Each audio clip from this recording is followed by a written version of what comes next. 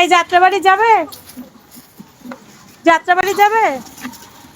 হ্যাঁ, ছেলেকে নিয়ে বের হলাম, এজন্য ছেলে দেখেন খুব খুশি। আসলে ওকে নিয়ে সচরাচর বের হওয়া হয় না, তো এই জন্য সে অনেক খুশি। আর মন কেড়ে নেওয়ার মতোই একটা জিনিস, পথে দেখে এত ভালো লাগলো, কিন্তু আমি আজকে অনেক ব্যস্ত। একটু যে দেখে শুনে আমি যে কিনবো, আমার হাতে ওই সময়টুকুও নেই, এজন্য আমি কিনতে পারলাম না। তবে আমার খুব খুব খুব ভালো লাগলো এই জিনিসটা। যে আপনাদের ভাইয়া ওই যে দাঁড়ায় রইছে, আপনাদের ভাইয়া, হ্যাঁ ওই যে দেখা যায় আপনাদের ভাইয়াকে। আর একটু সামনে যাও ভাই। তো ছেলের পছন্দ অনুযায়ী কেনাকাটা করতে চলে আসলাম। আর আজকে কি উপলক্ষে আসলাম এটা তো আপনাদের বলাই হয়নি। মেজো ছেলের আজকে বার্থডে, তো এর জন্য মেজো ছেলেকে নিয়ে আসছি। আর ওর পছন্দ মতো আজকে সব জিনিস কিনে দেবো। ওর আজকে কোনো কিছুতে বাধা নেই। তো এই যে আমি বলতেছিলাম যে আব্বু কি কি নিবা, আর ও পছন্দ করতেছিল, আর ওর পছন্দ অনুযায়ী সবকিছু নিচ্ছিলাম। তবে এইগুলো কিন্তু সব ওর পছন্দের চকলেট। তো আরো নিতে চাচ্ছিল আপনাদের ভাইয়া, তো আমি বললাম একসাথে এত নেওয়ার দরকার নেই, শেষ হোক তবে তুমি আরো নিও, কারণ আর এই যে অবশেষে শেষমেশ চলে আসলাম ছেলের জন্য কেক নিতে।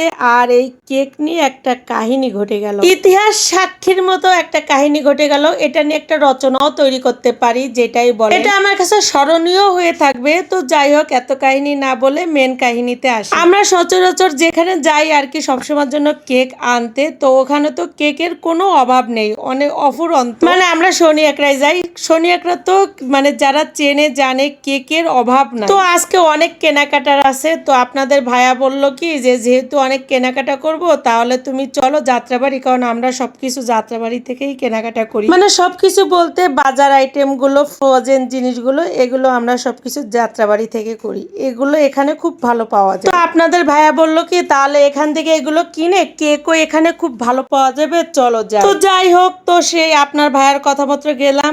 আপনারা মানে বিশ্বাস করবেন না, এত হাঁটলাম, মানে শুধু হাঁটতেই আছে। আপনাদের ভাইয়া বলে কি ওই সামনে কেকের দোকান। আসলে আপনার ভাইয়ারও মনে নেই যে এক্স্যাক্টলি আমরা এখান থেকে তো আর কিনা হয় না, তো ওরও মনে নেই। তারপর যা হলো, মানে এত মেজাজ গরম হয়ে গেছে, লাস্টে অনেক হাঁটছি, হেঁটে তারপর এখানে কয়েকটা দোকান পেলাম, এখান থেকে যাই হোক একটা পছন্দ করলাম। আর এখানে আসলে ওরকম পছন্দ মতো কোনো কিছুই নাই, তারপরও নিলাম। আর এখন আবার শনি একটা যাব, আবার নিব। আর বাসায় তো বাচ্চাদের রেখে গেছি, এর জন্য যা পাইছি ওটা নিয়েই চলে আসলাম। আর বাচ্চাদের নাস্তা বানিয়ে দেব বলে এই যে ফ্রোজেন আইটেম আনলাম। আর এই দেখেন এক এক করে আমি বের করতেছি বাচ্চাদের চকলেট। এই দেখেন হরেক রকম চকলেট বাচ্চাদের জন্য আনলাম। তো আমাকে দেখে বুঝতেই পারতেছেন আমি কিন্তু খুব খুব খুব ক্লান্ত, কারণ